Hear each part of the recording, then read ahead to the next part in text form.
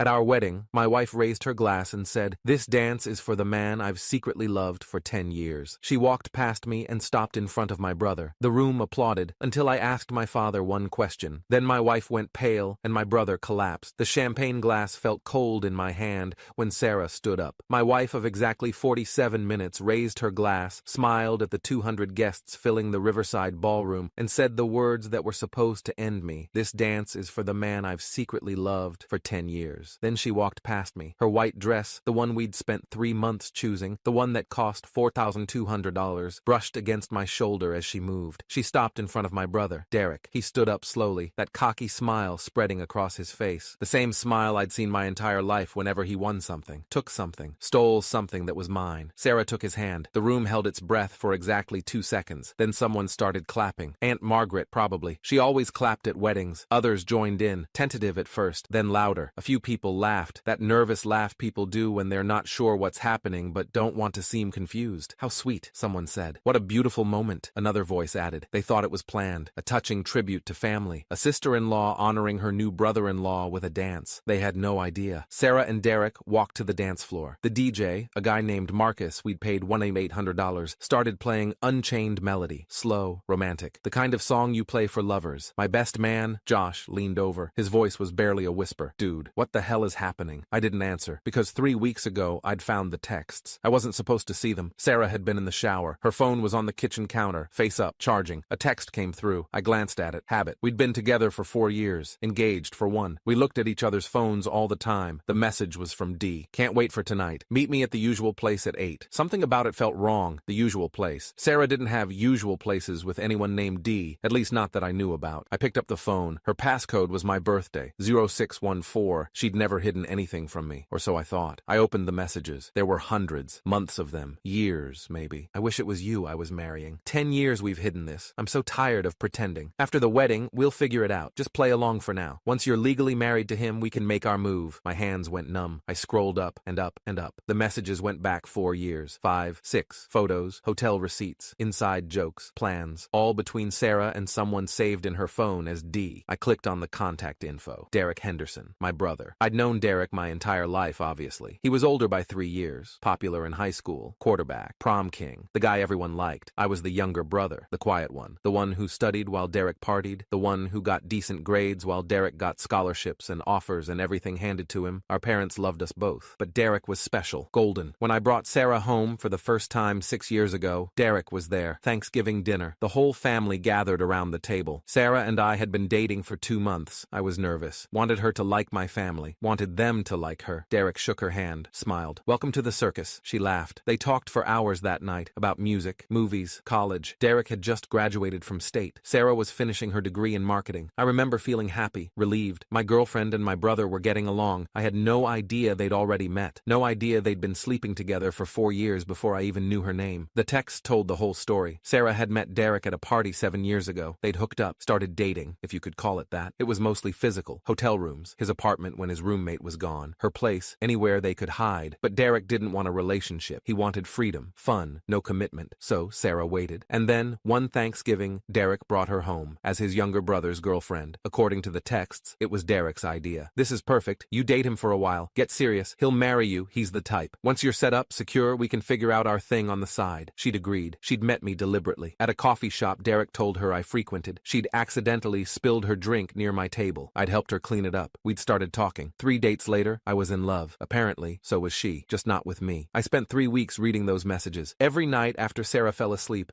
I'd take her phone and scroll through years of lies. The night I proposed, she'd texted Derek. He asked. I said yes. One step closer. The day we booked the venue. He's so excited about the wedding. It's kind of sad. 2 weeks ago, when we finalized the guest list. "After this, we're free. I'll figure out the divorce in a year or 2. He won't see it coming." And then, 5 days ago, "I want to do something at the wedding. Something that shows everyone who I really belong to. I'm thinking a dance. With you. In front of everyone. Let them see." Derek had responded. "You sure? That's bold. I'm tired of hiding. Let's make a statement. What about your husband? What about him? He'll be too shocked to do anything. And honestly, I don't care anymore. I want you, publicly." I didn't confront her. Didn't scream. Didn't cry. Didn't call off the wedding. Instead, I planned. First, I hired a private investigator. Rebecca Torres, licensed PI with 12 years of experience. I found her through a law firm I'd used for work contracts. "I need documentation," I told her. "Everything. Photos, timelines, proof. What kind of case? She asked. Infidelity. Long-term. My fiancé and my brother. She didn't even blink. How long do I have? 2 weeks. I'll need access to phones, emails, social media. I have her phone passcode. I can get you screenshots. I need you to dig deeper. Find things I can't. She did. Rebecca found hotel reservations going back 6 years. Credit card statements showing Derek paying for rooms, dinners, trips. Witness statements from a hotel clerk who recognized them as regulars. She found more texts, emails, photos Derek had stored on a cloud drive. Photos of them together, in bed, on vacation, kissing. All time-stamped, all dated. Some from before Sarah and I even started dating. Some from last month. Rebecca compiled everything into a file. 300 pages. Exhibits A through Z. Witness statements. Financial records. Phone logs. This is airtight, she said when she handed it over. You could sue for fraud, emotional distress. Your brother could be charged with— I don't want charges, I said. Not yet. I want exposure. Exposure? I want everyone to know. Family, friends, everyone who thinks they know what's happening at my wedding. She looked at me for a long moment. You're going to let the wedding happen? I'm going to let them think they're winning. Then I'm going to show them exactly what they've done. The second call I made was to a lawyer, James Chen, family law attorney, 23 years practicing in Illinois. I need to know how to void a marriage, I said. Before or after the ceremony? After, but immediately after. Don't file the license, he said simply. In Illinois, the ceremony doesn't make the marriage legal. Filing the license does. If you never file it, the marriage doesn't exist. And she wouldn't know? Not unless she checks with the county clerk. Most people assume the officiant files it automatically. If you take the license and don't file it, you're just two people who had a party. Perfect. Can I ask why? My fiancé is planning to humiliate me at our wedding. I want to make sure she can't legally claim anything afterward. He was quiet for a moment. Smart, he said finally. Brutal, but smart. The third call was harder. I called Derek's wife. Her name was Melissa Chen. They'd gotten married 2 years ago in Las Vegas. Quick ceremony. No family invited. Derek had told everyone he was at a conference. I found the marriage certificate through public records. Found Melissa through Facebook. She worked as a dental hygienist in Henderson, Nevada. Had no idea Derek had a whole other life in Chicago. Hello? Is this Melissa Chen? Yes. Who's this? My name is Tom Henderson. I'm Derek Henderson's brother. Silence. Derek has a brother? My stomach dropped. He never mentioned me? He said his family was dead. Car accident when he was in college. I closed my eyes. Our parents are alive and well in Naperville. We're having Sunday dinner with them next week. I don't understand. Melissa, I need to tell you something about your husband. I told her everything. The affair, Sarah, the texts, the wedding. She cried, then got angry, then went silent. You're inviting me to your wedding? She asked finally. Yes. Why? Because Derek and Sarah think they're going to make a statement. Announce their relationship in front of everyone. I want you there when it happens. You're going to expose them. Yes. Good, she said. Her voice was cold, hard. Send me the details. I'll be there. I also made a fourth call to my father. Dad, can you tell me about that business loan you gave Derek 3 years ago? The $50,000? What about it? Did he ever pay you back? No. He said the business failed. Lost everything in the first year. I told him not to worry about it. Dad, I need to know. Did you ever see any paperwork? Business license? LLC registration? Anything? No. Derek said he'd handle all that. Why? I think Derek lied to you. Silence. What do you mean? I think there was no business. I think he took your money and spent it on something else. Tom, that's a serious accusation. I know. I'm working on proof. I'll show you at the wedding. The wedding? Why would you— Just trust me, please, he agreed, reluctantly. I spent $800 hiring a forensic accountant to trace Derek's finances. Turns out,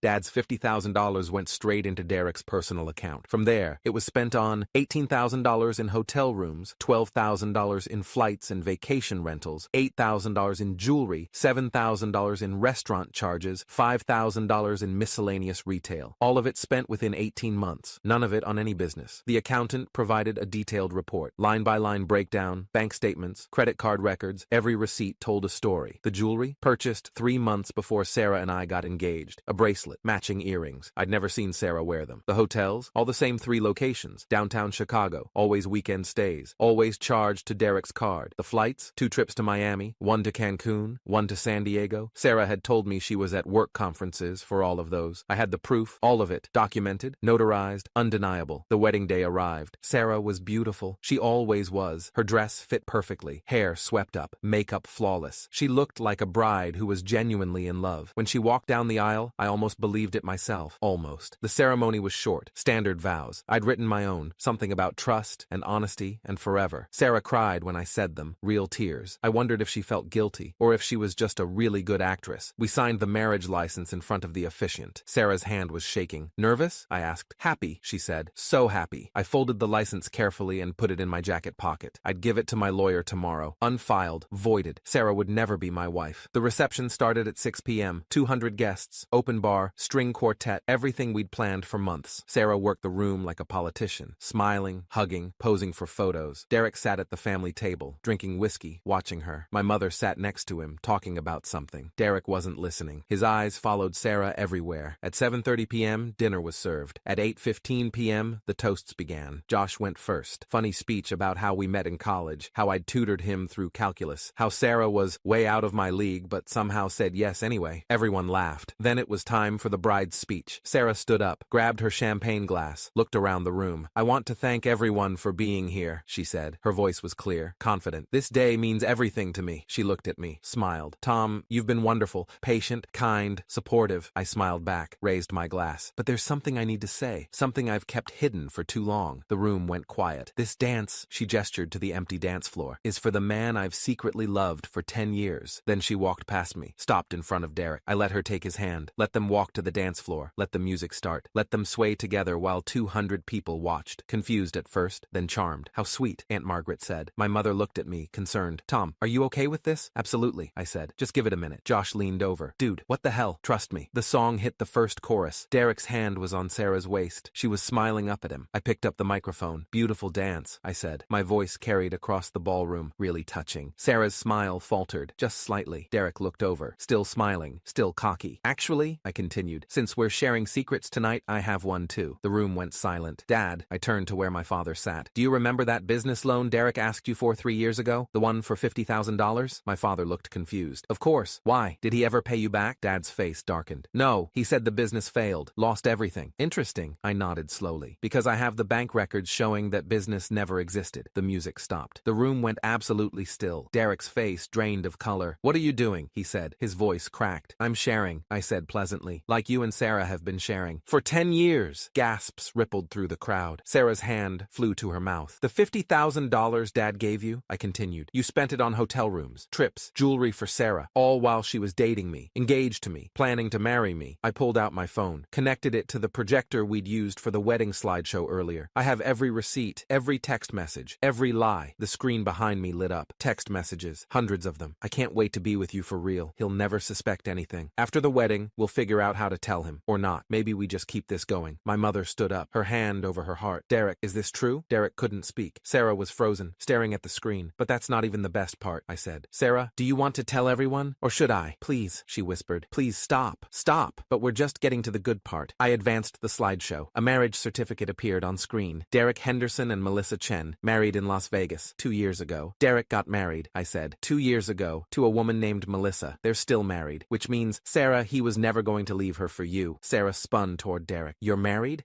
Derek stammered. "I was going to tell you." "When?" Sarah shrieked. "When were you going to tell me?" "So let me get this straight," I said, my voice cutting through the chaos. "Sarah's been sleeping with Derek for 10 years. Derek's been lying to his wife Melissa for 2 years. Derek stole $50,000 from our father, and Sarah thought tonight, at our wedding, was the perfect time to announce their secret love." The room exploded. My mother was screaming at Derek. My father stood up, face red, veins bulging in his neck. Sarah was crying, ugly, heaving sobs. And then someone started walking from the back of the room. Melissa. I'd saved her a seat, made sure she had a good view. She moved through the crowd like a shark. Sarah saw her coming. "Who is that?" "That," I said, "is Derek's wife." Melissa stopped in front of Derek. He looked up at her, eyes wide, terrified. She slapped him. The sound echoed through the ballroom. "We're done," she said coldly. "My lawyer will contact you tomorrow." She turned to me. "Thank you for inviting me." Then she walked out. The room was chaos. Derek collapsed into a chair, head in his hands. Sarah grabbed my arm. You've known this whole time. For 3 weeks," I confirmed. "Why didn't you say something?" "Because I wanted everyone to see who you really are, both of you." "Tom," my mother rushed over. "I'm so sorry. I had no idea." "I know, Mom." My father was standing over Derek. "You have until Monday to figure out how you're paying me back, or I'm pressing charges." "Dad, I don't care. Sell your car, take out a loan,